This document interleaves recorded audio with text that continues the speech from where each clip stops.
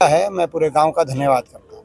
Sir, जिस तरह से सेना में जाना हर जवान का एक सपना भी होता है, गर्व की बात होती है, लेकिन तो अग्निवीर को लेकर जिस तरह से बात आ रही ये है और कांग्रेस पार्टी इसका हमारी हमारी ये आज इस अवसर पे जब हम अपने शहीदों को याद कर रहे हैं, हमारी फौजियों को सलाम कर रहे हैं, तो आज इस अवसर पर एक विपक्ष के नाते मैं सत्ता पक्ष से यह आग्रह करना चाहूँगा कि ये जो अग्निवीर की योजना लेके आई है सरकार, वो किसी के हक में नहीं है।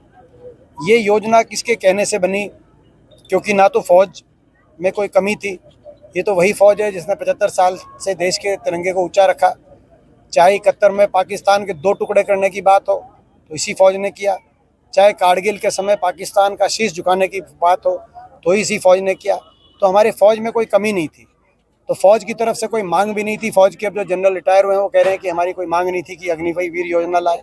ना देश के जवान की कोई मांग थी, क्योंकि देश का जवान अब 4 साल में बिना पेंशन के घर वापस जो लौट रहा है, तो उससे जो हमारे इलाके में और पूरे देश में फ़ौज में जाने के प्रति जो उत्साह देखा जाता था, जो कोचिंग सेंटर में जहाँ पर हज़ारों की संख्या, लाखों की संख्या में लोग तैयारी करते थे, गांव के सुबह स्टेडियम पे, सड़कों पर सुबह उठकर रेस दौड़ दंड बैठक लगाया करते थे, आज वहाँ पे आज जो है उतना उत्साह नहीं देखा जा रहा। तो ये तो ना तो देश के नौजवान की मांग थी, ना देश के फौज की मांग थी। ये अग्निवीर योजना क्या सोच के सरकार लेके आई, सरकार ये बताए। और उससे भी ज़्यादा आज इस अवसर पर मैं ये भी कहना चाहूँगा, जो ये बयान बीजेपी के लोगों के बयान आए पीछे के कैलाश विजयवर्गीय जी का, कि जो अग्निवीर 4 साल के बाद बिना पेंशन के घर वापस आ जाएंगे, उन अग्निवीरों को बीजेपी के हम आलीशान कार्यालय बनवा रहे हैं, उनमें चौकीदार की नौकरी देने का काम करेंगे। मैं समझता हूँ ये अच्छी बात नहीं है, क्योंकि वो देशभक्ति के भाव से जाते हैं फौज में, जो है वो कोई किसी और किसी भाव से नहीं जाते। दूसरी, इस अवसर पर मैं ये भी मांग करना चाहूँगा कि शहीद में फ़र्क नहीं हो सकता। अग्निवीर को, अगर अग्निवीर का कोई, ना तो दुश्मन की गोली गोली में फ़र्क कर सकते, ना जवान की छाती छाती में फ़र्क कर सकते। अभी पीछे जो अग्निवीर शहीद हुए उनको जो है पूरी तरह शहीद का दर्जा नहीं देकर एक जो है सिविल एम्बुलेंस में उनकी बॉडी लेके आ रही है जिस गांव से वो जा रहे हैं। तो सम्मान देने में सरकार को क्या परहेज है? ये जय जवान जय किसान का देश था, ये जय जवान जय किसान का देश रहेगा। सरकार इस तरह से जवान के सम्मान को समझे और अग्निवीर योजना को वापस लेते हुए पक्की भर्ती, जिस भर्ती के आधार पर हमारी देश की फौज दुनिया में सबसे बढ़िया फौज हमेशा मानी गई, उस पक्की भर्ती को दोबारा से ये सरकार लागू करे। आज एक विपक्ष के नाते मेरा सरकार से ये आग्रह करने का कर्तव्य है। वीरेंद्र जी, आज प्रधानमंत्री ने द्वारका एक्सप्रेस का उद्घाटन किया है और जिस तरह से उन्होंने बात की विकास की, उसको लेकर क्या किया? देखिए, वो तो मैंने कहा कि प्रधानमंत्री जी ये बताएं, आज आए हैं।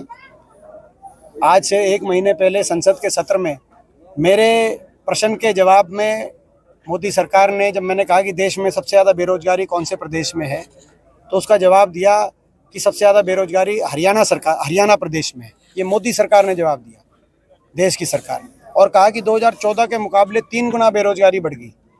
तो जब केंद्र की सरकार ये कह रही है, तो प्रधानमंत्री जी यहाँ पे आ रहे हैं, तो यहाँ के मुख्यमंत्री जी से उसके बारे में जवाबदेही लेके जाएं, या खुद जवाब दे के जाएँ कि देश में सबसे ज़्यादा बेरोजगारी वाला प्रदेश हरियाणा क्यों बन गया, इसके पीछे क्या कारण रहे। ये ऐसी विफल सरकार ये रही हरियाणा में, प्रधानमंत्री जी बताएं। और विकास कार्यों की जहाँ तक बात है, पिछले 1 महीने में 3 बार प्रधानमंत्री जी आए हैं विकास कार्यों का उद्घाटन करने। 2 बार तो यहाँ रोहतक लोकसभा क्षेत्र में, क्योंकि मुझसे ज़्यादा उनका, जो मैं समझता हूँ कि कहीं ना कहीं चुनाव के समय वो इधर ज़्यादा आते हैं, तो कोई बात नहीं, अच्छी बात है, देश के प्रधानमंत्री बीच में नहीं आते लेकिन चुनाव में ज़्यादा आते हैं।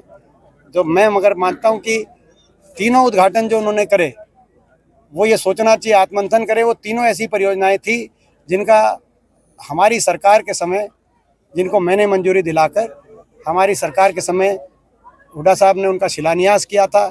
उस समय उन पर काम शुरू हुआ था और काफ़ी काम हो चुका था, चाहे वो रोहतक महम-हासी रेल की लाइन हो, चाहे वो आयुर्वेदिक अस्पताल देवरखाना गांव के अंदर हो जो 70% बन गया था, और चाहे आज का द्वारका एक्सप्रेसवे हो, ये भी उस समय 75% बन गया था। ये 2006 में मंजूर होकर द्वारका एक्सप्रेसवे बन गया था।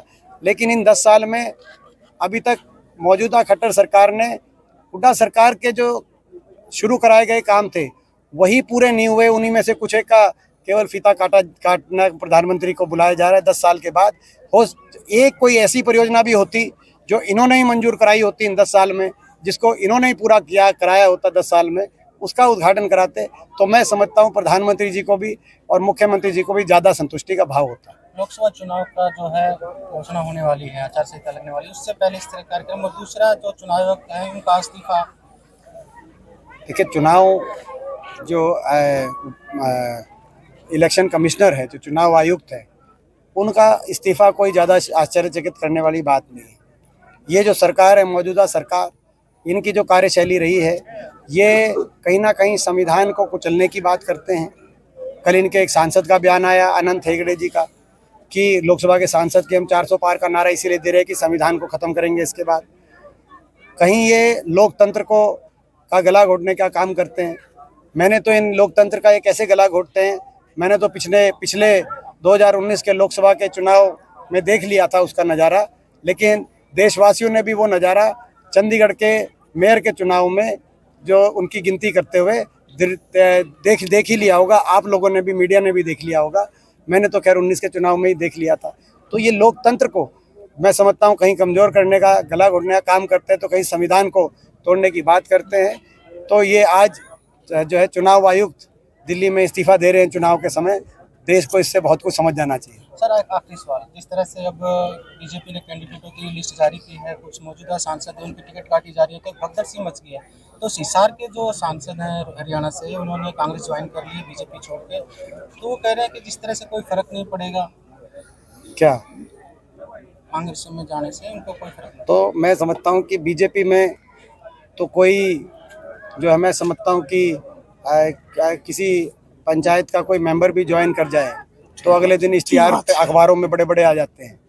कांग्रेस में मौजूदा सांसद भी अगर कोई आ जाए तो बीजेपी कहते हैं कोई फर्क नहीं पड़ेगा। तो ये तो सोच की बात है। लेकिन उनसे क्या कांग्रेस की जिस तरह पिछले 1 साल के अंदर लगातार कांग्रेस पार्टी में हरियाणा में 35 पूर्व विधायक, पूर्व मंत्री, पूर्व सांसद और मौजूदा सांसद पिछले 1 साल में कांग्रेस पार्टी में शामिल हुए हैं, और कांग्रेस से एक भी कहीं कोई गया नहीं।